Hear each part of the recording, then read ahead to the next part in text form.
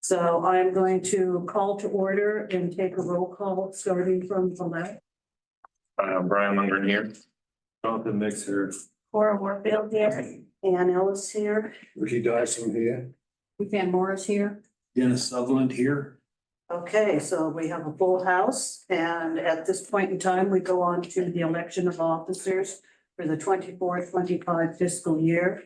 And at this point in time, I would like to nominate Cora Warfield for president and Brian for vice president.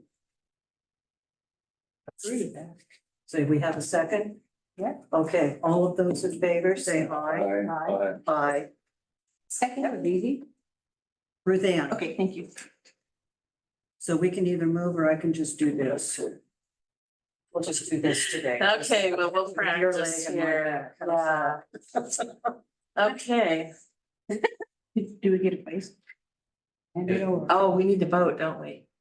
Is that what you said? I think That was for president. Do we have? a and vice, oh, that was for both. I said included both. Okay. Yeah, it did. Sorry. It did. But did we, then we all voted on it, right? Yeah, we have said aye. Yeah, raise of hands or something. We did. Yeah. Toes. Okay. Okay, so I guess next thing on the agenda here is visitors, and I don't see any visitors sitting out there. So the next one will be approval of the June 12th minutes. Has everybody read those, and does anybody have any questions or comments on the minutes? No, I don't. Everybody ready to proceed with motion to approve? I'll second. Okay, Ricky had motioned and Ann seconded. All those in favor? Aye. Aye. Okay, that passes. So then the next thing on there is the work session. That it looks like I get to then turn over to Justin. Yep, correct. Thank you, and thank you for taking over as the new chair for the next year. Well, hopefully I'll get better with that as time goes by. You will, you will. Repetition is good for the soul. Yeah. So quick kind of update on kind of our work session. So we had last month off for kind of a summer recess. And then also that kind of gave staff, the memo outlines this in some detail, but it gave staff a little bit of time to actually finalize some contracts, which a portion of those scopes of works are included in the packet. But we received some funding from the Department of Land Conservation and Development, DLCD, the state land use agency, to support the partition and subdivision code update. So we kind of got started, but we had to put that on pause to finalize the contract so we could actually use our staff time to work on that. So that's is now finalized, so we can kind of jump into the next stages, and it just got finalized. And then there's kind of a second grant, which we're calling the House Bill 3395 grant, and that's to do a little bit more residential code cleanup. And then that's kind of what the code audit today that we'll discuss is related to, kind of the House Bill 3395 and just in general residential code updates. And we've been working, DLCD staff has been pretty busy lately, but we want kind of one step of the process will be forwarding the code audit and getting their opinions on where code updates should be made to. So I think we've done a pretty good job capturing most of the potential code updates, but DLCD might have some other opinions for us to kind of focus on. That portion of the kind of our work is less than the partition update, but because that contract was signed first, I wanted to keep us kind of moving in the right direction in terms of code updates. One thing with that delay is we were hoping to kind of have both of these processes finished by the end of the year, but we'll probably be looking to wrap it up actually in the beginning of next year. So around March or April to finalize the process. And again, planning commission members will make a recommendation to city council, and then ultimately city council adopts for code changes. Well, we also staff expects a couple other land use applications to be coming in, so we'll be pretty kind of busy, not only with these code updates, but some potential we don't have any applications yet, but there were some pre-app applications for potential approvals from the planning commission that would have to go through the planning commission. So I expect the next couple months to be busy, definitely busy with applications till the end of the year, and busy kind of working through these code updates as well. And kind of there's also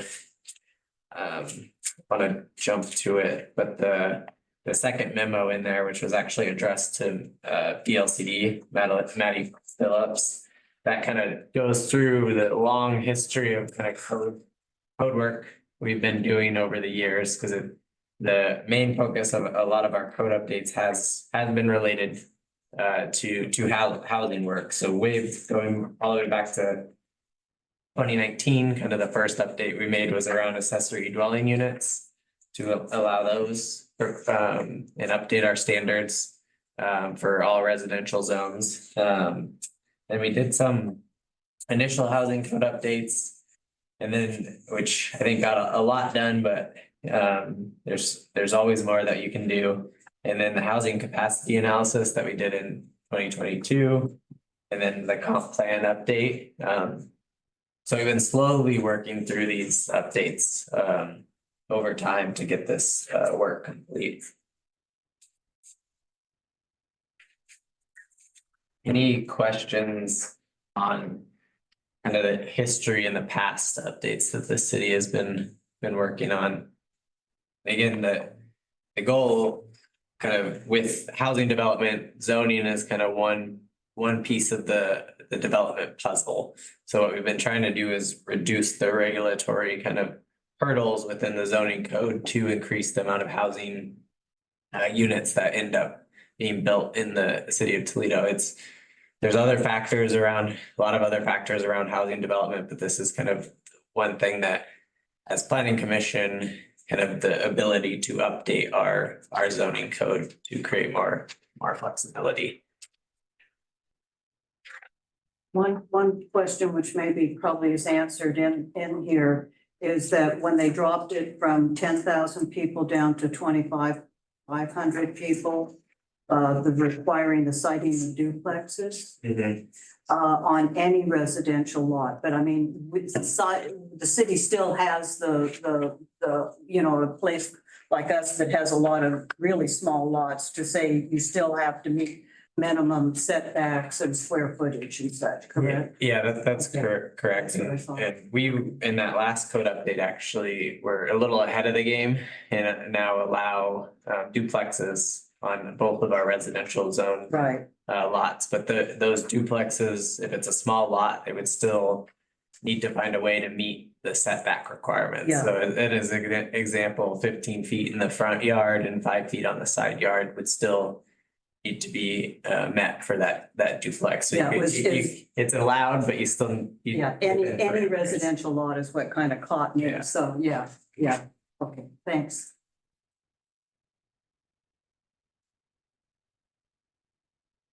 Any other questions on the history and where we currently are?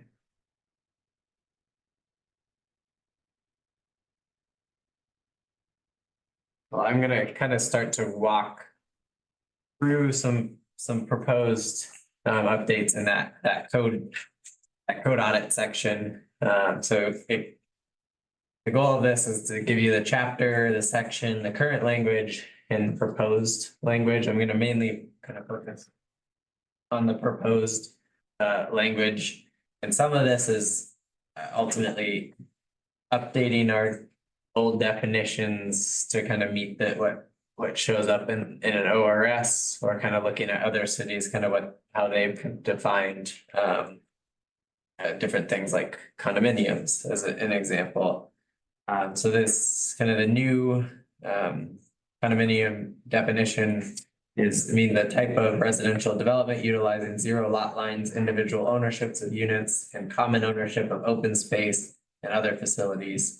And are regulated by ORS 100. So our previous definition didn't have that reference to the ORS 100 chapter. We don't.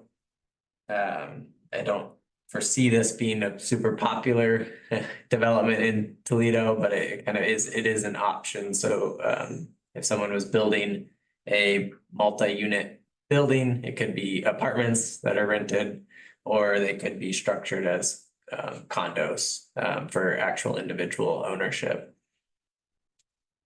And we're updating, the next definition is dwelling multifamily. And we're actually updating this to be dwelling unit multiple. And I'll get into a little bit on why that family portion of the definition is removed later, once I get to the family section. But dwelling unit multiple means two or more dwelling units on one property or development site attached or detached, including a building or collection of buildings. And then kind of similar, dwelling single unit attached means a single detached building containing one dwelling unit on a lot. Dwelling units on an individual lot that are part of a cottage cluster are not single dwelling unit detached. So that's a reminder of our cottage cluster standards. So cottage clusters are kind of like a group of single family homes that are typically smaller. That could be all on one single lot, or they could be owned as a condominium structure where each one is individually owned, is how it could be structured. So those would be called cottages, not single family or single unit detached. And so a dwelling unit, a building or a portion thereof that has independent living facilities, including provisions for sleeping, cooking, and sanitation, and that is designated for residential occupancy by a group of people. And that's was pulled directly from the DLC model code. So a dwelling unit could be anything from your single unit, your duplex, which has 2 units, or your multi-unit, which has multiple units. As an example, the veterans housing that was just completed was 11 units down.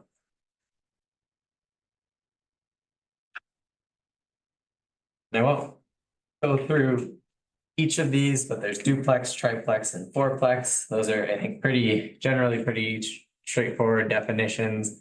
One kind of clarification, which actually comes up relatively often, is so duplex means that 2 dwelling units on a lot or parcel in any configuration. In instances where a development can meet the definition of a duplex and also an ADU, the applicant shall specify what they're proposing at the time of development. So one thing that's interesting is we allow attached accessory dwelling units. So if you have your primary residence, say it's 1,000 square feet, there's the option to build on to that as a separate unit. And that could be considered a duplex or an accessory dwelling unit. The kind of what we would require is that whoever's building that would define which pathway they're following when they build it. Because it's typically duplexes are, you have units that are the same size on each side. But that's kind of just one kind of question that we received on development proposals. It's a little weird, but ultimately that you would end up with 2 units on one lot. Any kind of question? I know that one can be hard to kind of wrap your It's hard to wrap around. And the applicant shall specify at the time whether the bed is considered duplex or primary. And is that like forever, or if the use changes, if somebody comes along and decides that it's going to be a duplex? Yeah, we could look at that to go through a process. We check with the county to make sure they could, but I don't think it would be too big of a. Make a difference for tax. I'm just wondering what the main difference I would say is ADUs. We've by the state requirements, we technically can't require an extra parking space. okay. So that might be a benefit of being an ADU versus a duplex, whereas a duplex, each unit whereas our current code requirement is 1.5 spaces per unit, so 3 spaces total. Yeah. So that might be one reason, why ADUs are limited in size, so that second unit will be smaller than the main unit, whereas duplexes, they could be the same size, which is more traditional, but it might be that you have an in-law that needs less space than you need, so you build it as an ADU. It's a smaller unit. I think ADUs are more of an afterthought anyway. Yeah. That's a good point. ADUs are often additions to an existing home. And we allow the flexibility with our current code for a detached one, so it could be a separate little small unit in the backyard. Or an attached where you're building on to an existing home. And density, we're adding, just to define density, we're adding that here. We're also we didn't get into this yet with our partition and subdivision code, but there will also be some additions around the density definitions in the partition subdivision code as well. So I don't want to get into this too much yet, but you can think of density as kind of the total number of units per an area. And kind of net, when you think about net density, you're minusing out like the areas for right of ways or floodplain, the portions that aren't actually being developed on the site at the property. And I mentioned this briefly on our kind of going back, we're changing that dwelling multifamily to dwelling unit multiple, and then dwelling single family to dwelling single unit detached. And we're removing the definition of family from our zoning code. And this kind of the reasoning for this is you're uncoupling the zoning code from defining what a family is. So there's other kind of ways and places the definition of a family could be defined, but in the zoning code we're not regulating who necessarily lives within the home. So if it's a foster family or multi-generational home, we're not as the city from the zoning ordinance regulating that. So it provides that additional kind of flexibility for people. And there's also things like which we'll get into, single room occupancies, where an individual, you might own the house, but then you have a roommate that you rent out one room that you're not related to, but you're renting that room out to. So the reasoning is like kind of uncouple that. It's kind of the best way that I've seen it described. I don't know if there's any questions on that.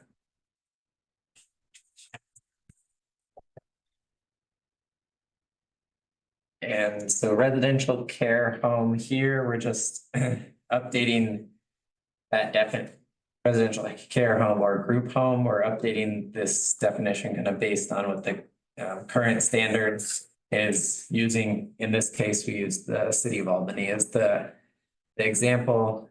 So any privately owned or public institution home that is maintained and operated for care, boarding, housing, or training of 5 or fewer physically, mentally, or socially handicapped or delinquent elderly or dependent persons by a person who is not a parent or a guardian of. So this is something that in state law that we already allow. We're just in our residential zone, we're just updating the definition of that of a residential care home. And then a hotel motel, we're kind of similarly updating the definition. And this is actually, it says city of Albany here, but also I pulled up the building code. And so that's where that 6 or more guest rooms comes from, is actually matching what how the building code currently defines a hotel. We also, it kind of not a little different than a hotel or Airbnbs, which currently the city of Toledo doesn't have extensive regulations for Airbnbs, where other cities that have been more inundated by Airbnbs in terms of short or other short-term rental companies have more kind of specific regulations around Airbnbs. The city of Toledo, if it is a legal single-family dwelling, you could rent it as an Airbnb, but you need to register for a business license and pay the lodging tax for an Airbnb. So just kind of thinking the differences between those two. Airbnbs are more single unit, like a one unit, whereas a hotel is a bigger. Do we have any registered Airbnbs in Toledo? So currently, I think one was in the process. Yeah. When, So it's not, I mean, there could be illegal ones out there. Cities struggle with kind of finding where they are, because when you look at an Airbnb website, you don't know the address until you actually book it. So it's hard to track down, but it's not something the cities needed to do, because we're not, some of the other some other coastal communities have limits on like the number of Airbnbs, because there's just been so many that have been converted and you're losing housing stock. We haven't found that to be a major issue in Toledo yet, but it's something we could create regulations for if there was a need for it. So Yeah. I'll interject and say that the city attorney's been asked to write an ordinance that we're gonna start collecting those taxes through the Oregon Department of Revenue. Which they take a little bit of, but any Airbnbs that we don't know about, the Airbnb companies will actually collect the tax and it will be remitted to us. That way, even though DOR will take a little chunk. So I just need to, it was not the priority at this point, but It used to be a long time ago when they were called vacation rentals before, in the city of Newport, you had to have a license, but they also restricted how long somebody could stay. And I think it was 30 days max is what it was. And then you could either do it yourself or you could have a property management person do it for you. But I think, I don't know what they do with Airbnbs, if they have a restriction as to, the amount of time that an individual unit, it's something to think about. I think a lot of local governments have the requirement code, but I don't know if the Airbnb companies do. But we don't have anything we don't have anything in Toledo, not that it's gonna boom or anything. We but- do have You have some? a definition that arguably can apply to Airbnbs. But we're gonna clarify it and kick it out to DOR. It is the plan anyway.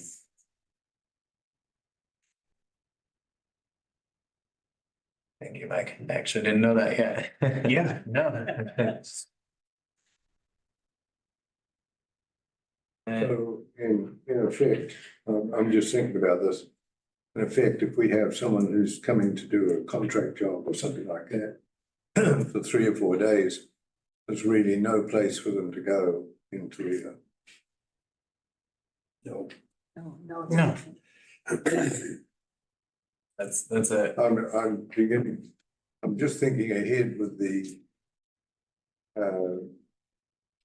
Georgia Pacific expansion that they're going to put in.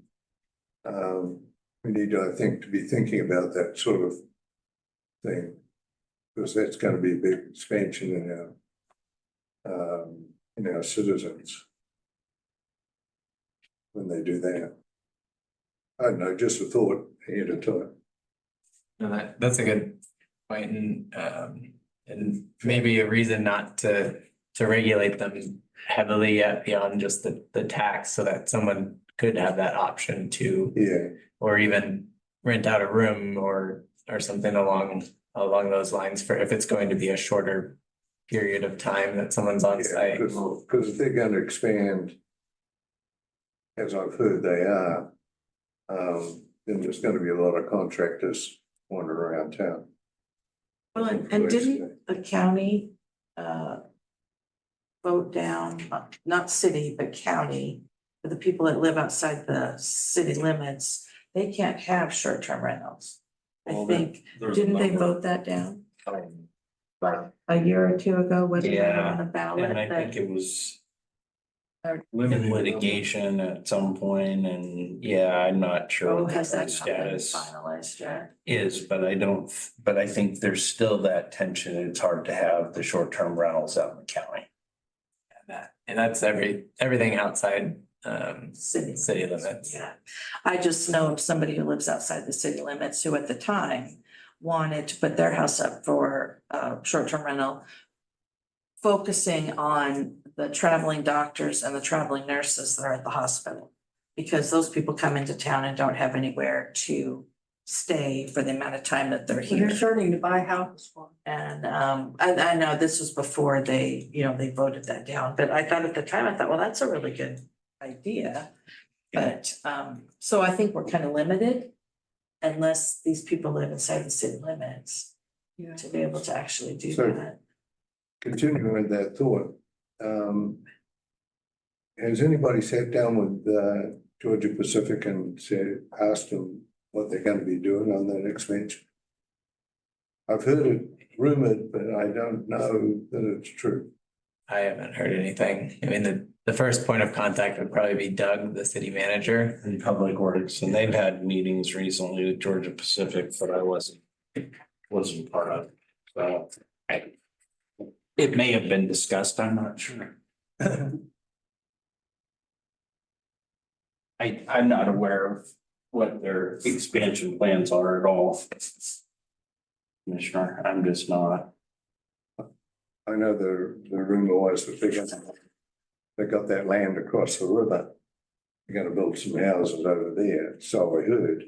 Is that in city land? You know, Yeah. where they. That is across the track. When they're done. Isn't that on Skelton Road? Across the track. Right where Fever's old place is. Oh, that's right. Yeah, You 'cause, did buy Fever's well, they- old place. They bought it. Did They they wouldn't find want to sell it the cheaply, enterprise? so they had an outfit from back east, a place of some Third party. they had a third party buy it, and then when Oh, she found out about it, she that's was what they got hot. away. Got away with it that way. Yeah. And Is it this? it absolutely no, it's just down for where you're putting that place. Yeah, That, that's what I'm talking Just about. This one here. yeah, Yeah, So that lot, it's within our urban growth boundary, but actually outside of city limits Yeah. right now. So before they, well, I'm sure they're gonna, yeah, but we haven't heard a development proposal on that yet, but that is something that would, because it's, how many acres is that? not sure off the top of my head. Yeah, I did hear they were gonna build some executive houses, up there. yeah. Turn that beautiful old house into a boarding house. Oh, no, they'll tear that down in a heartbeat. Yeah, No. I'm just Oh, I'm yeah, all joking. those, You're right, talking yeah, wanting people to Yeah, have that a was, place that to was stay a for a family week. forever, yeah. Good old boarding house. Anyway, that's my suggestion is that we find out about it, please. Yeah. We are responsible for the urban growth area. Yeah, so we don't rate, so everything kind of between city limits and the urban growth boundary. So I guess as an example, kind of, this is city limits, the red line, and then out here's the urban growth boundary. That kind of limbo area is designated to in the future be annexed into the city, but currently it's regulated by the county for the permitting. Yeah, and to annex into the city, you have to be adjacent to the city limit boundary. So So. if you're on that outside edge of the urban growth boundary and there's nobody in between you and the city limits, you're not gonna be able to annex. Yeah. You're gonna have to talk your neighbor into annexing. And if I read some of what we're going through is that we want to infill the housing, the state, and, you know, we want to. I think I read somewhere in there to take the buildable lands that are already available before we can say we need to spread out. We have to use the lands that are available to us now. That was kind of how I've read this sometimes. It Nobody seems like. can afford the lands that are That's available right. now. That's right. Well, then they're not gonna be able to afford the land in the urban growth boundary. Right, perhaps. nobody can afford the water and the sewer and stuff. It's a Well, predicament. I'm just saying, Unusable. if that becomes an issue, it's gonna be a major deal, Yeah. particularly if they. Well, part of it is- Stuff there. Part of it is we do code to allow those additional housing units. I mean, we did a code where you can come get a permit and put a, you know, as long as you have water, sewer, you know, the ability to dump. You can put an RV anywhere where there's a residential unit. You know, nonprofits, corporations can get approved for up to 15. And use that as temporary housing. So I mean, there's some mechanisms there, somebody has to decide they're gonna use them. Now, after 3 of them, doesn't that mean the subdivision, they have to come up with the subdivision plan then, don't it? No, I thought we just discussed that in our previous. I think Mike's talking about, temporary RVs. yeah, temporary RVs, not Not dividing. Cause I know they can go up to a year in a temporary situation. It's 2 years, actually. Well, Was it 2 years? the reason why I'm concerned about this, so I don't want us to be caught back on the back foot. is, I've heard estimates of more than 400 people going into that expansion with GP, and that would be a Workers, you major mean? issue. Workers, Contractors, Contract, well, the people that are there That'd be doing the families. expansion. 400 families. and then they leave. Like full-time jobs, Where are they gonna find housing? full-time jobs, that what you're saying? Or So I understand, but 400 you more. know, it's rumor. We'll see if we go on that tour, that would be fantastic. You know, you Exactly. can ask them, then. Because we're, Yeah, Although this Yeah. is dull, this. Dahl and, well, Arlene will let us know. Yeah, I could give you an update on that. So that we were hoping to have it today, but we actually delayed it because we wanted to coordinate with Dahl and GP. So that, and then the coordination didn't work out for today, but on that September 11th, 11. I think, whatever the next planning commission day is, I think it's hopefully September 11th. I can double check. But we'll do the tour during the day where we can visit the Dahl facility and see kind of how they're kind of commingling the recycling. The conditional use application, actually, that planning commission, some of the members here were there when that was approved, but that was a conditional use and a modification. So kind of how that's being commingled and packaged and then shipped down to the Juneau facility to do what they're doing. I'm not gonna be able to talk to the science of it. They can talk to the science of the project, but yeah, the hope is that Commissioner Dyson, that we are we're visiting both Dahl and then going down to GP, so. Okay. Thank you. We'll kind of keep continuing through this next one on manufactured dwellings. It's a little long, but kind of when you think of manufactured dwellings, there's kind of actually the current definition of a manufactured home. And then there's mobile homes, and then there's residential travel trailers, and those are no longer being built. You can see the dates. Mobile homes were from 1962 to 1976, and residential travel trailers were back up to 1962. The current manufactured dwellings are manufactured homes, and they have to be manufactured the specific code requirements and get the stamp essentially when they're built. Our current code would allow you to place a manufactured home anywhere a single family lot is, a home is permitted. Sorry, I should, single unit detached is allowed, uncoupling the family aspect.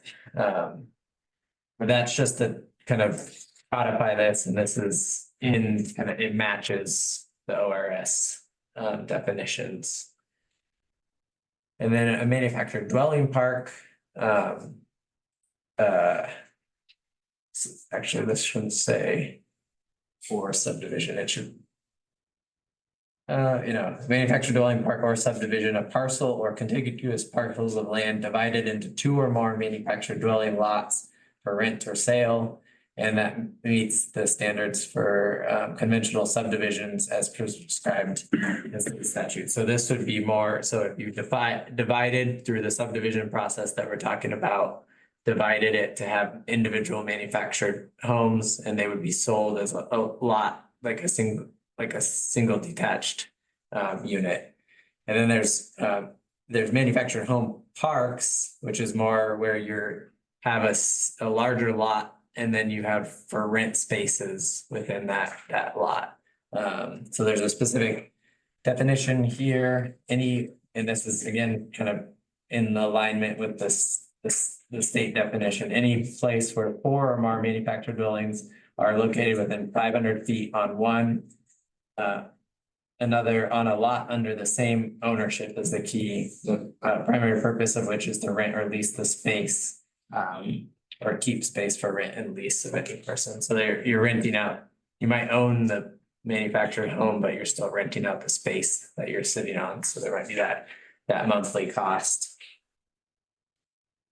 Middle housing, something that we didn't define, but is a common term now in housing, but it means duplexes, triplexes, fourplexes, townhomes, or cottage clusters. So it's called middle housing is kind of historically in the US and in Oregon, you've had a lot of this single unit detached, and then you've had a lot of apartments, but not a lot of what's in the middle in terms of, you've had some, but it's kind of in terms of representation. If you go back to our housing capacity analysis, we had a lot of single unit detached and apartments, but not really that middle piece. So it's kind of trying to, and we've been doing this through our other code updates, but promoting other types of housing to be built, that middle housing might have a smaller footprint too than an apartment, but it's housing more people than a single unit detached. So kind of, that's where that middle housing terminology has come in.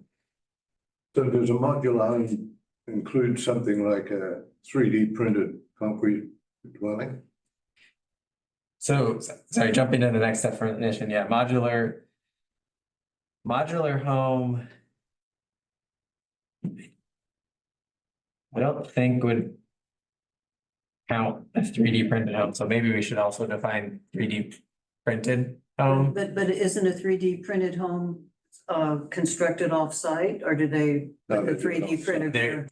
They're like printing it on site, yeah. They showed that on, I forget where they were building a 3D printed housing development, but they were showing it on the news the other night. Oh. And they actually had that printer lit there. I mean, it's big. And the printer was going back and forth. Rent And the that house. house was, I mean, it was really pretty interesting. Cool. It was real interesting, I thought. Yeah. Amazing. I think And they're we- much quicker. They said that they thought that was gonna be good for some of the housing crisis because you don't have to wait for it stick built. They're much quicker. What to put are together. they fabricated out? Well, it looked to me Cement. like cement, yeah, Oh, and it just had rounds cement slurry. of this cement that just kept layering on top of Okay. each other, going around and around. Okay. But I thought real interesting, I thought, Yeah. yeah. And our They're at the stage now. spherical, No, it was square, This but, square. but So- the printer, so like I the said, head goes it was big around. enough that it kind of went over it, so you had the printer on legs over here. And it just kind of kept rolling back and forth and creating those layers going around on that house. It's not creating the cement, what they have, the cement. I think the cement for it is probably in that printer somehow, Yeah, but that'd be cool to see, yeah. yeah. Yeah, there I mean- was, I was involved some years ago with a guy who was providing printed homes in Africa. Because housing obviously there is worse off than we are. And it was pretty cool. Then just the printer head goes around and your pipes go in and there it is.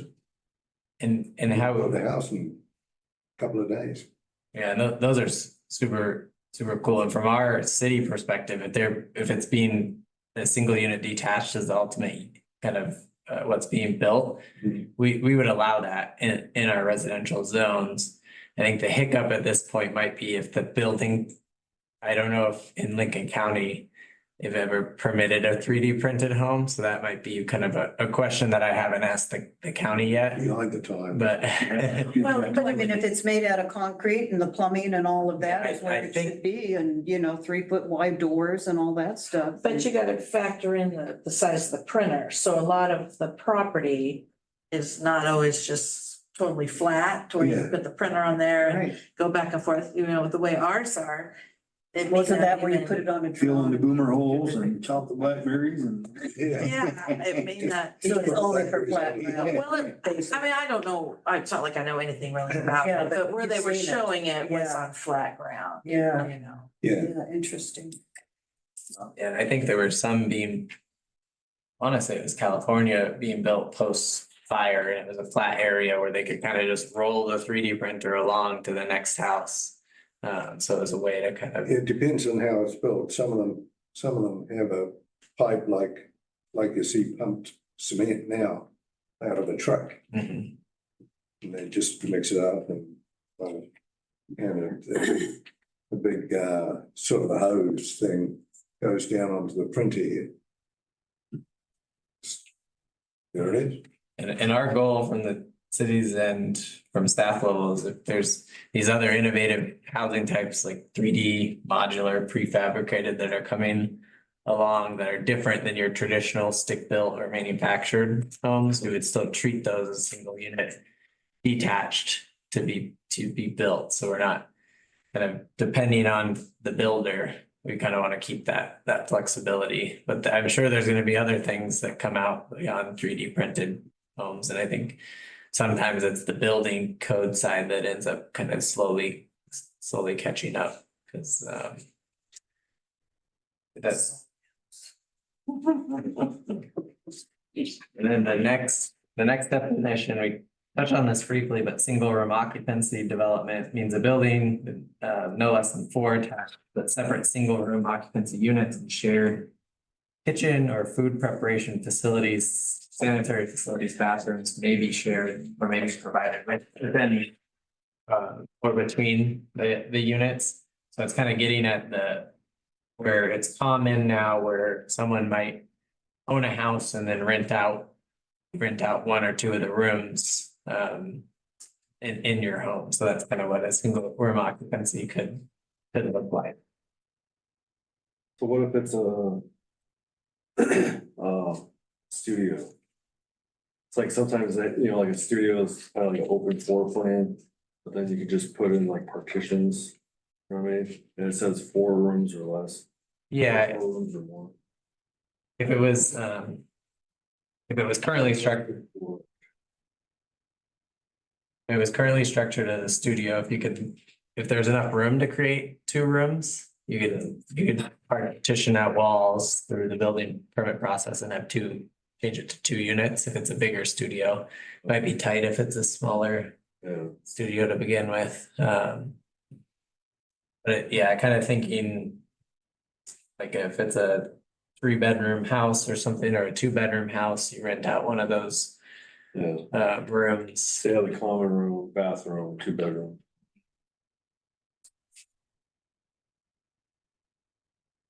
And then we define what the actual unit is, which is very similar to the actual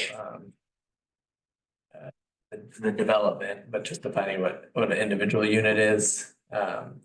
One kind of moving to the next section, which is so currently called our single family residential zone. We need update that section name to remove family. Originally, my thought was this, I put in here the single unit residential zone, and I've thought about that more, and I was like, that doesn't make sense because we allow duplexes and there could also be conditional use applications for multifamily. So my proposal, if there's other ideas, I'm open, but just calling our RS zone the residential zone. And then the other zone would be called our general residential zone. So we would still fundamentally have our two zones. It's just a matter of the nomenclature of what we're calling them.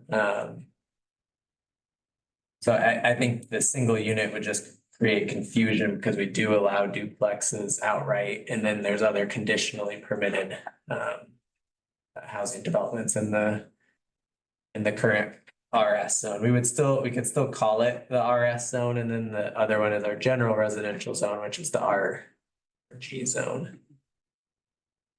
A lot of cities have R1, R2, R3, and R4, but I don't want to switch that up because historically Toledo's always had the RS and RG, so it makes sense to kind of keep that the same.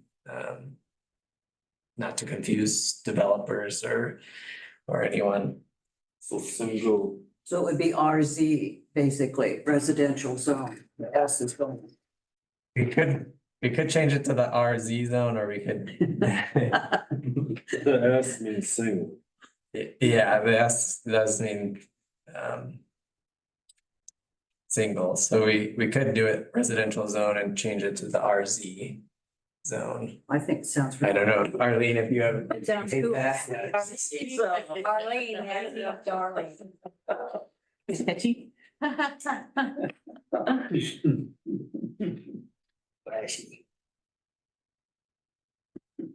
But that itself, that's not necessarily changing what we've built with the rest of the zone, it's just kind of what we're calling it. And then kind of what we're at, since we're updating these definitions, what's happening is we're going to have to update the allowed uses. So like in the old zone, we'd have single family dwellings and their accessory uses. So we have to update to that to dwelling, single unit, detached, and their accessory uses. So it's just updating it to match the definition. That's all we're doing. I mean, we're kind of doing that in several places to match the definition, kind of where we've listed an allowed use, but matching the definition. So that's kind of the next couple updates of what we're doing. And Yeah, striking the S. in the next section at the bottom of page 6 there, we say remove subsection F and K, design standards will be deleted. All dwelling units should meet the outright permitted pathway. So we had these conditional use options where it was manufactured dwellings that do not meet the minimum standards. So that in kind of those, the reason that this was previously in the code is because our minimum standards actually included the 1,000 square foot. But all units in previously the RS zone had to be a minimum, had to be that 1,000 square feet at least. Which actually was preventative for people that wanted to build smaller homes. So there was this conditional use option. We don't need this anymore because in theory, all manufactured homes and all single unit detached should just meet the outright permitted path already. So there's no reason where you would need to go through this extra conditional use, have to come to planning commission, extend your development timeline, but you're in that permitted path, so you can just get a quicker sign off from the city and move forward with the process. And we're also related to that. We had design standards within our code, which it kind of, you had to meet 3 of these, and there was a long list within our code, and it was like gutters, shutters, a front patio. I'm trying to think of all the listed ones, but ultimately, pretty much every home that came in kind of met these. So it was an extra administrative barrier to kind of check check the boxes that you were meeting all these. But we're not as a city regulating kind of those details and aesthetics. We're kind of regulating things like health and safety. So one thing, I'm kind of taking multiple sections here at once, but one thing with those design features is we're losing gutters, but we're adding that to the erosion control plans that have to be submitted. So making sure that that's still captured, but it's not captured as a design standard, but captured more as a health and safety standard. We already require drainage plans with every development that's proposed. Typically with single family or single unit detached or manufactured homes, it's pretty straightforward having the gutters drain out to the street into the basin. But Public Works will review those and check, make sure you're not creating any drainage issues there. And kind of, I guess, which will be helpful, this is the code audit, so we're kind of going through these things, but what we'll present to you in a future one is actually the strike through version that you've seen. So the strike through and underline, so how things are changing. We're kind of talking through all the proposals and then we'll present it with the clear strike through and underlined shown. And one here, there's two on the top of page 7, there's 2 sections, and this is actually in the new RZ zone and then the RG zone, where we have regulations around signs. We're just with signage, we're not regulating what can be on those signs, but regulating size, time, place, and manner are things that cities can regulate. So we as Toledo just kind of regulate 6 square feet in conjunction with a home occupation, and we're adding for short-term rental. So if someone wanted to put like a name, so if I had an Airbnb in Toledo, I could put Justin's Airbnb. Oftentimes there's a small sign that people put with their Airbnb. And then a new section would be adding subsection D, which is not explicitly listed yet, but one sign not to exceed 20 square feet in conjunction with an apartment subdivision or planned unit development. So with a new subdivision, you will often see the name of the subdivision on a sign and as part of that. So this is making that clear as an allowed use, or on an apartment, it might say like Jackson Street Apartments as a sign. So, and that's at this point, not something we would have said no to, but it's making it explicitly clear in the code and defining the size so that people have that limitation in a standard that we can point to. And all we're really regulating there is the size of the sign. I covered the design feature. And yeah, and you'll see that when we go through the strike through, we had energy efficiency standards in our zoning code, but that's actually it's captured in the building code. So we were duplicating those and ours was out of date. So it's instead of having to always update our zoning code, we can rely on the building code because with those, as the homes being built, you need to meet certain energy efficiency standards. And a lot of getting into that, once we get into 1712, now we're in our general residential. And a lot of this is very similar, matching the definitions. One thing that I do want to kind of ask planning commission members kind of thoughts on is is getting into the commercial setback requirements. So as a reminder, our commercial zone it's primarily for commercial uses, but we do allow multifamily as a conditional use.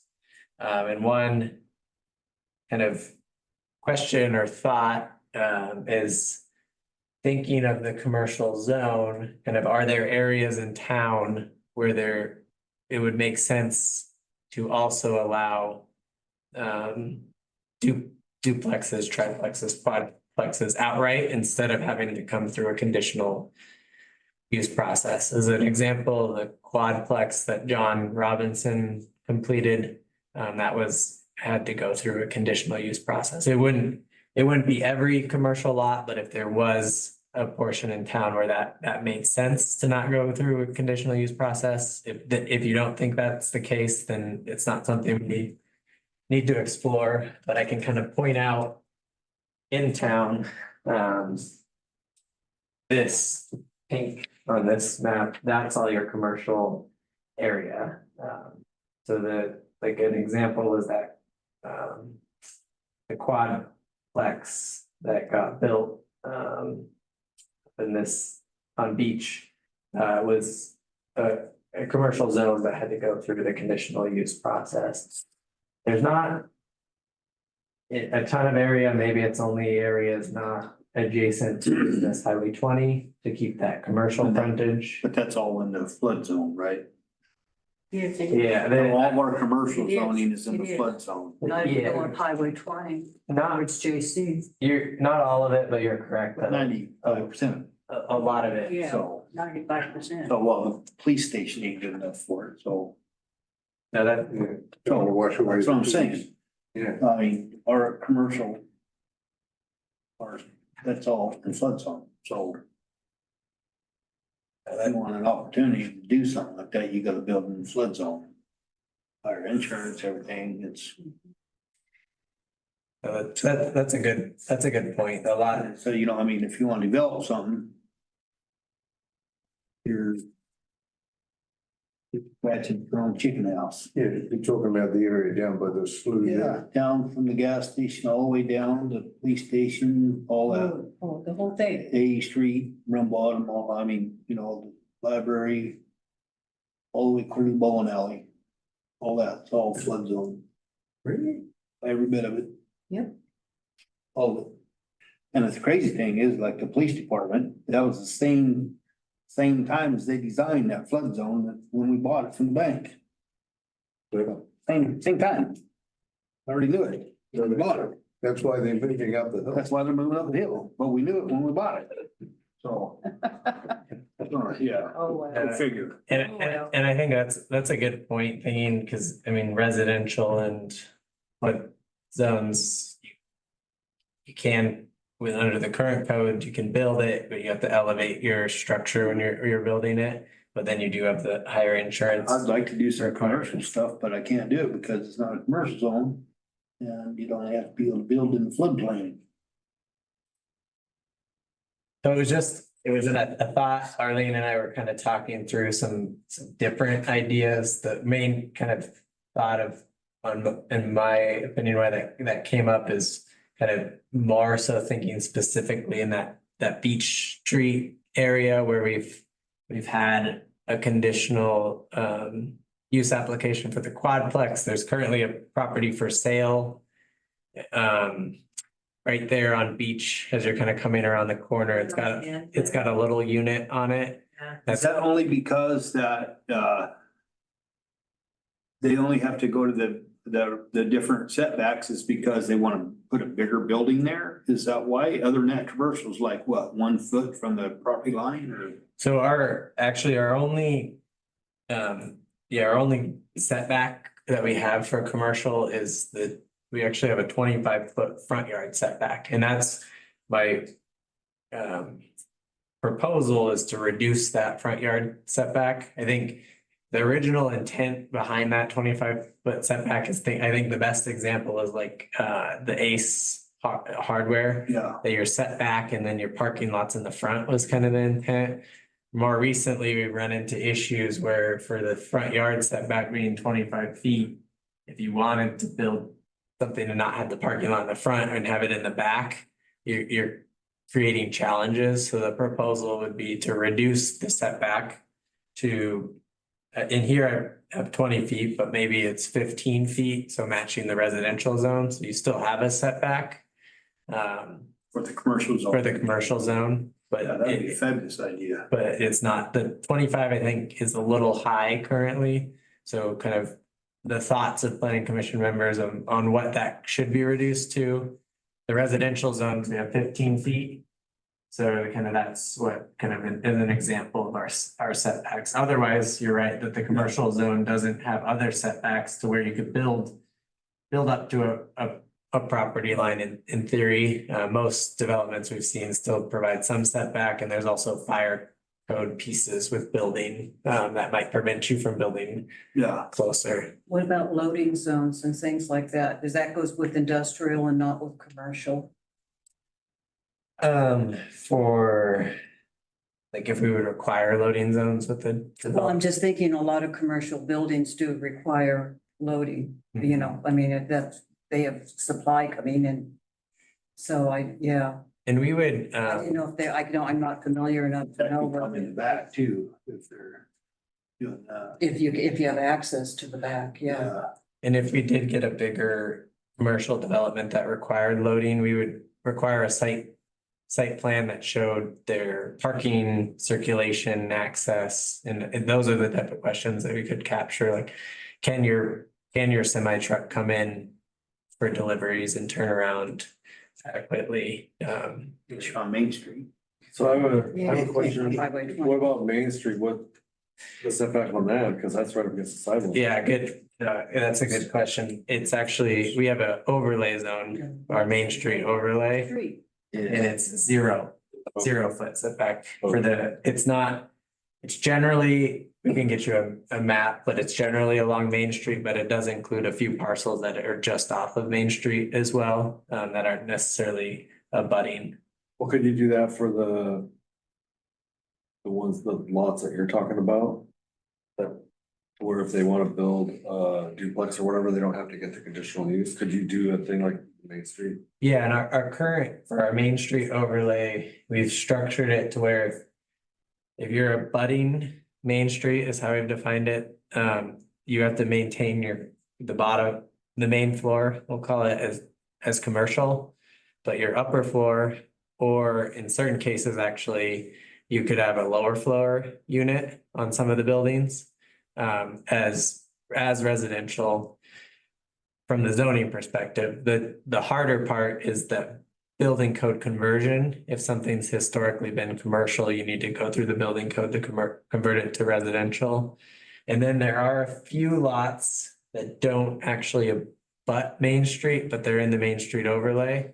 And those we've created, and this was through our last zoning effort, we created an exception to where you could build like a multifamily without going through the conditional use process. So thinking you're not abutting Main Street, so you're not removing any of that commercial viability, because you want to keep that Main Street commercial viability, but then have a little denser development right adjacent so that there's that walkability component to downtown, was the thought process there. So you're hitting it right on the nose in terms of your thoughts there. Like what you're talking about is the commercial lots that are kind of up above Highway 20 or Business 20, right?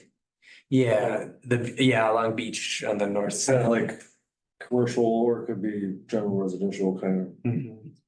That was, The houses that go, I know 2 residences that are, they're houses and people lived it, but they're zoned commercial. Mhm. And they're fairly good. The old McEnroth's old place, that's Oh, yeah. commercial. They couldn't turn that house over That's because, commercial. yeah, it's zoned commercial unless something's changed, because they were having a hard time selling it because they couldn't sell it as a residence. yeah, And then there's the greenhouse even further down that I'm pretty sure is also residential. So you already have 2 houses that are not in a floodplain, you know, that are there, you know, you could, Yeah. I don't know, grandfather them in or just say, no, yeah, just let somebody wants to put residential in there, let them do it. Commercial. are they the ones on the south side? They're on the curve. Is it right there? It's right by the old. You know where PUD Mac, building. yeah. you know- Yeah, I know where McEnroth's And you lived, know, the greenhouse, I forget the name of the folks that live there, yeah. which is right next to McEnroth. And I'm almost sure positive that's And then commercial it's also. PUD. I think so. Yeah. And then they So, turned PUD into someone's PUD 's residence. Oh, they did? Is I think somebody so. living I there? think somebody was living there, is the rumor I heard. I don't know. So PUD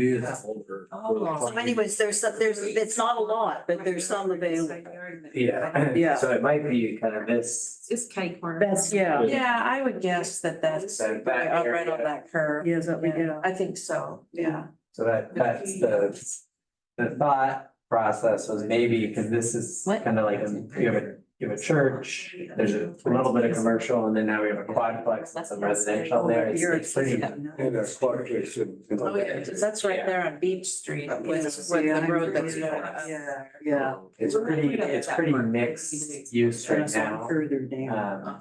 So it You know, could the be an Elks. area where you define a boundary, similar to the main street, to where you actually, in that boundary, you create additional flexibility compared to the rest of the commercial. Yeah. Area, you're recognizing that like Yeah. a lot of the other commercial, you wanna. Garden on the keep road. as commercial long term, but there might be an area in town where historically, maybe now that it doesn't make as much sense that it's all commercial, that there's more of a mix. That was kind of the thought process, because what we're running into now is there's a lot of people trying to convert commercial buildings to residential buildings, and that that does. In our commercial zone, we have what's called a live work accessory unit.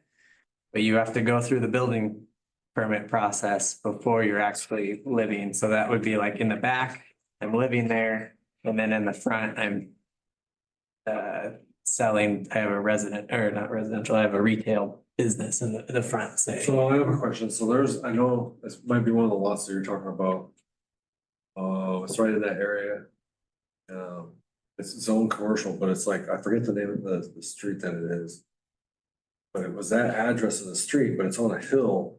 And so in order to have the setback, 25 feet setback, you're like way down the hill, like, I don't know how you would do anything, Mhm. you know, so like, I think like in that circumstance, I think that would make sense to make that less than 25 feet. Yeah. But I think like next to the highway, it'd probably be, you know, what I call highway business 20 is what I call the highway. I think it would be better to have it, you know, 20-25 feet, Mhm. just have it set back so people can park. So like the feed store kind of comes into mind. It's like when you pull into the feed store, I don't know how far that is, but you have to back out into traffic, you know, to get out of there. So it's like, can't really see making it smaller than that. Yeah, and we, It's really a compounded. lot of it is, yeah, so lot is specific, but you could build, so like in a residential zone, the setback's 15 feet. But you could build back further potentially. So if the commercial became 15 feet and the lot made more sense to actually build further back, that would still, there's no kind of maximum. It's just that, I don't know. So they're not mandated, they just can't go closer than 15 feet, but if they Yeah. want to go back 50 feet, they can go back. Yeah, depending on the lot. Yeah, so if we went same as residential for the commercial, that'd be fine, I believe, and then if they wanted to go any shorter than that, they'd have to go for a variance or whatever, Mhm. yeah. And on the parking, something that we would look at is to make sure that if it is a smaller setback, that we're not, for new developments, old ones different, but for new developments, that you're not creating a parking lot where you're backing straight into Business Highway 20, but there actually is that circulation on. It's like On on site, driveway. yeah. By radio cord, the back, you gotta back out into the highway. Yeah, and yeah, commercial, Almost crashed this morning. yeah, and the commercial ones, They will. we have more deference for the site planning and parking for residential lots. There are that one Business Highway 20 there, it is a busier street, but there are a lot of our other residential developments have kind of just the parking and then backing straight into the driveway. For commercial developments, we would make sure that you didn't have a line of like 5 spaces, then those are backing straight into the road. There's on-site circulation like the grocery store or Ace, that there's enough space to back. But okay, I'll change this from 20 to 15 feet as the proposal for now. And I'll think a little bit more if there's any.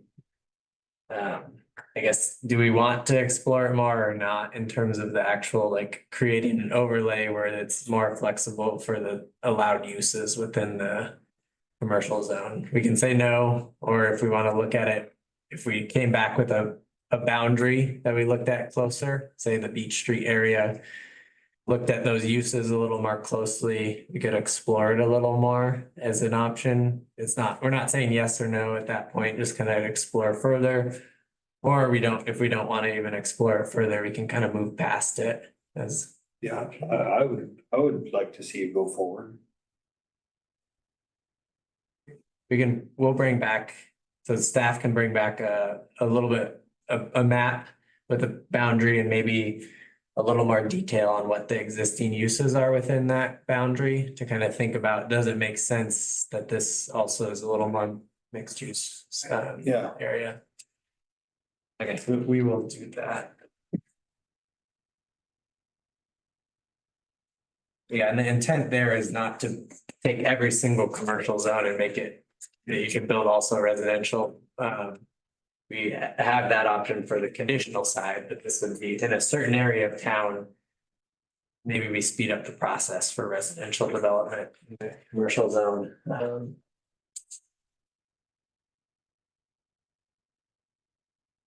And the last couple on the last page, page 8 there, there's a conditional use section.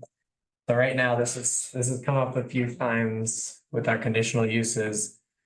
We allow 1-year approvals and then there's a 1-year renewal if you don't get your building permit in time. The proposal here would change it to where when you get that initial approval from planning commission, you have 2 years. And then the option for 1 additional year for renewal that would have to come back to the planning commission. This is recognizing that the process to get building permits, it takes a while to kind of get your financing together. There's a lot of factors in terms of timing. So kind of giving property owners and developers, whoever is applying, more time to complete their conditions for the conditional use application. It still would come to planning commission, kind of be able to review for conditions and everything. It's just that giving that additional time.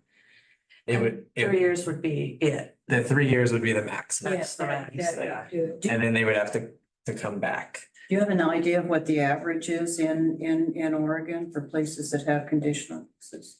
Is there any, I mean, a 2 years, a year and 2 years, I mean, is that kind of standard or? is that- Yeah, I've even seen longer, but I think to me, it makes sense to where you No, have, I was just curious as to, yeah. but I don't have an average. But yeah, I think we're on the lower end right now with the Yeah. 1 and then the 1.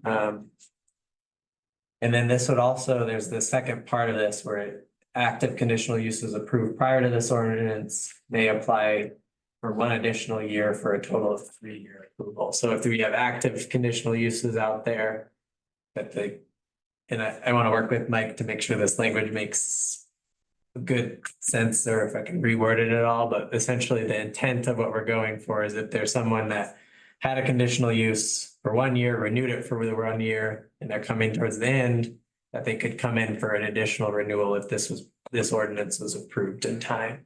So it kind of would give that opportunity to someone to have that 3 years without having to revert and then go back through the process again.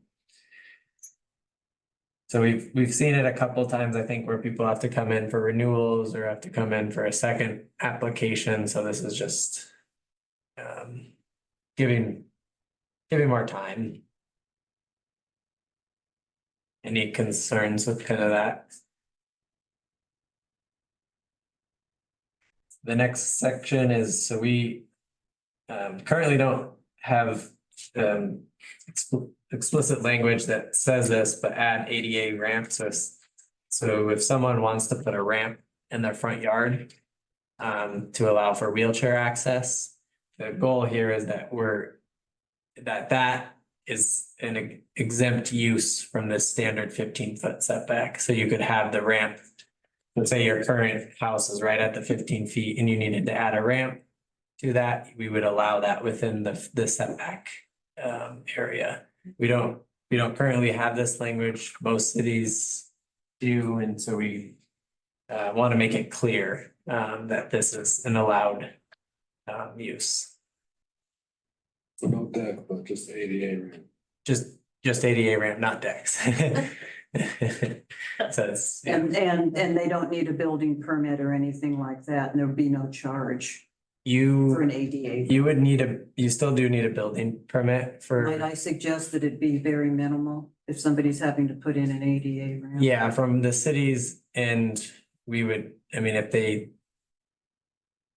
I think where they would come into more complications is the county in terms of what they require in terms of design. But from the city's end, those are something that we can turn around really fast in terms of approvals. But we're trying to make it really clear because it came up once and we did process and move it forward, but it's looking at our code, it's like, well, like we don't explicitly state that this is an allowed use within the setback area. But yeah, not building an extra deck, but specifically if you need an ADA ramp. And then the next section is Senate Bill 8 language, which in the packet.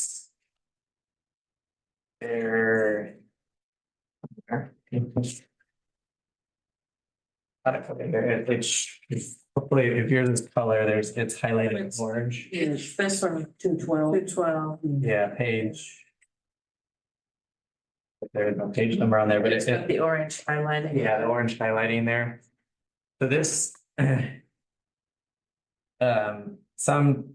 Some cities have adopted this into their code, and I think it makes sense to adopt it into code. But this is specifically for lots zoned commercial, I think it's commercial and public use. And I need to kind of verify this, but the Harrisburg also said residential, but I think by the statute and rule, it's commercial and public use lots.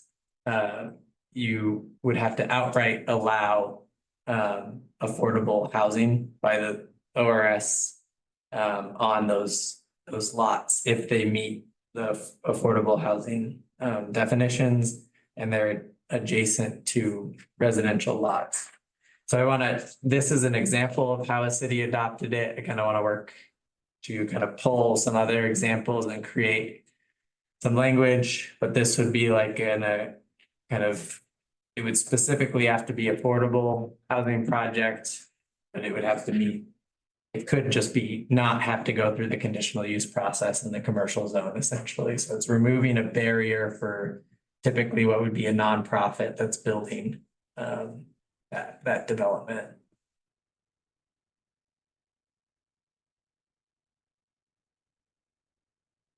Yeah, I think this was an early version of a city adopting it, so it's not perfect yet, that's why I didn't put any language in yet, I want to give an example. Because we want to go to that specific ORS language and pull it and put it in and see who else has adopted this. And then I did include, just for your reference, the scopes of work for both projects. And I don't want to necessarily go through those in detail, but as you can kind of see, we're targeting that March, May for adoption timeline versus November, December, which we were originally targeting. I'm anticipating that we had to get, as I mentioned, get those contracts signed, and also anticipating maybe not next month, but in the future months, some busy application schedules potentially. If we've had a lot of conversations, I guess you could say that, but sometimes people don't submit after they've talked to us, so. That's kind of the initial piece for the code audit language.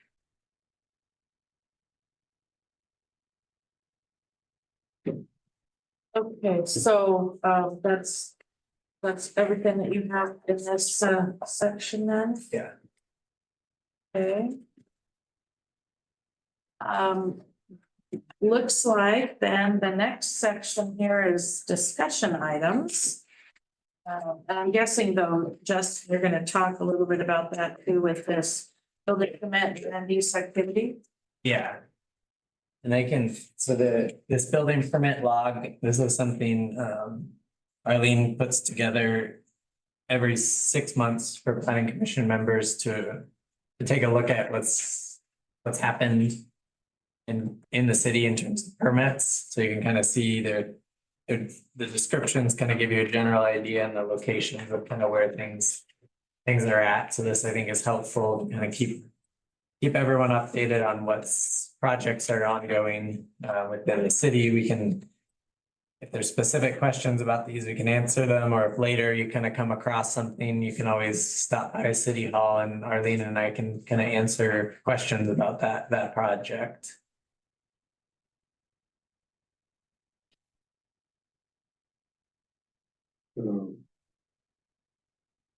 Tell me what's happening about, radio court. The driveway. In the house right The there. driveway was initially approved as a temporary driveway for construction. The way it's zoned, it has to have, it requires 2 parking spots. The garage that's turned not to face the highway, but to face the side street to meet the setback is an easement across the neighbor's property. It's for access, not for parking. So you get the 1 parking spot in the garage. So the temporary construction driveway that was put in, a document was recorded saying that it needed to either be removed completely, or they needed to build it to city standards, put a culvert in it, tie it into the storm drain. That's kind of there down from it. And they did that. And they also did what was needed in the recorded document.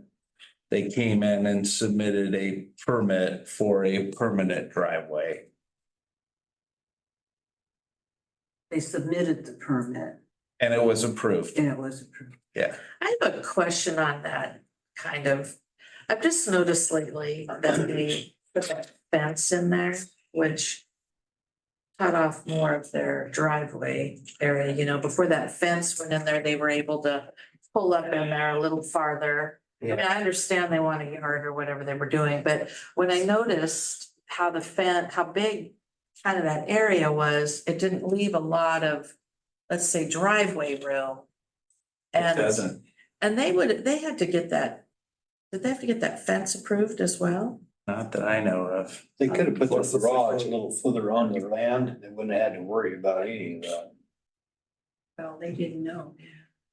They had- Well, and Think? Oh, I bet you, Oh. the guy that bought the property If was, they, used to work it there. was too bad because with the fence, at least if they wanted to, he had they the could go heads up. up, turn around. Pull up a little bit more. betcha. Like I said, I understand they want a yard. I mean, they Yeah, probably want some yeah. privacy. That land was Totally for sale for a understand that. long I'm just- time. But I just thought that's such He a knew the ins big and outs on it. That's what looking I- area now. They don't have room to back, they don't Nobody have room wanted to it, turn just the car couldn't around. pack it. No, it's just like Cabinet. a single lane, not too big of a spot there. Yeah. That's the only thing that I noticed the other day. I thought, Yeah, I oh, look at don't that. think, I know, I noticed that, and I don't think there's any requirement for.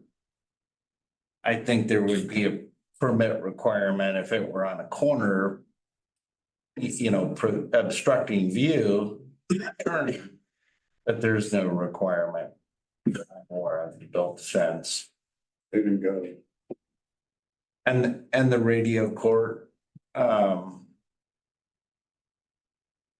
was purchased,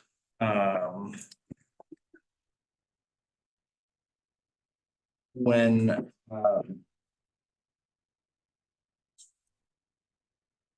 the radio court was purchased from a tax foreclosure that the city wasn't involved in. Yeah, they ain't been doing any fat tax foreclosure. The for years. entire subdivision was it, or just that one? No, just that The one. one, okay, yeah. One lot. The one that was sold was purchased out of a tax foreclosure is what I understand from the recorded documents. And that person owned it for quite a while, that purchased it. And then it was for sale privately. And the guy that was working here bought it off the guy privately. No, bought it off of a tax There foreclosure. ain't been no tax foreclosures for a while. The county got in bad trouble. All the counties in the state of Oregon has. I believe the deed granting it to the guy is a deed from the county for a tax foreclosure. And he, I don't know why. There's a thought that the guy that owned the subdivision sold it to him, because looking at the deed, I don't believe that's the case. I know no foreclosures have been. There's no foreclosures for sale. That's been 3 years now. Yeah, it's been a couple of years. Gas station. It's been a couple of County's years. been taking them, but they're not been sales, no auctions. Well, something On the whole happened state of on Oregon. A Street, because Michael, I just saw him, Fontasia, has been working his butt off. That was a duplex there that was falling apart, Oh, yes. and That's big. I wish him luck, because he's just working and putting a new foundation in and That's the one on right there. the church there. Yeah, I hope he can do it. It's just, It sure looks bad though, doesn't it? I remember, yeah, if you keep going and going and all of a sudden you go, oh my God, no. Yeah. Are they ever gonna fix the sidewalk across from the old Mary Earth? So he's. The old bank and everything slid off there. That's We good. got, Yeah. you know, some cones around it, but it's been that way. It's all slid off because it was in a tax foreclosure, it was in a foreclosure. It was in a lawsuit that was pending. The person that was being sued died. And then there was probate. And because it has slid, for liability purposes, I have instructed the city to not. Public Works to not clear the sidewalk because it's just gonna continue to slide. And if you go up and look at that building, Sure. it's buckled and Yeah, but, needs to come down. Across from Mary Harris. But- Liability having that material now Used to have that big pond. across the sidewalk and stuff, in It's not our liability. case somebody was coming down the sidewalk, No, the city sidewalk. it's marked off so they'll We get walked off on the sidewalk. I mean, I can remember that. I thought they were gonna have the bathrooms done at Memorial Field before the summer festival. Did anybody got an update on that? Yep, yeah, so I have a feeling this. I don't. out there somewhere. Doug, the city manager, is working on that, so yeah, that's who you have to ask. I think the hope was to get it done as fast as possible, but there's just taking. There's insurance issues. Kinda was hoping the city would jump in there and fix it after the You insurance. think so? Take a few pictures and that's all it takes, yeah. That's all. Well, it's been a lot more complicated than that. How so? They've come back, they've done a report, they want somebody else to come back. I don't know all the details, but it's not just the insurance guy coming and take a couple pictures. I don't know all the details, but I know that there have been multiple visits. You go down the end of Main Street here. Yeah. Go up the hill, Second Street, I think. You go up the hill, go around the little dog leg there. Yeah. Go by the school, there's a little school there, I think it's a Wallace Center now. Right across from Wallace Center, that the old rock wall there has been there since the seventies. So it's pulling down. The rock wall fell down, it just fell off, but Yeah.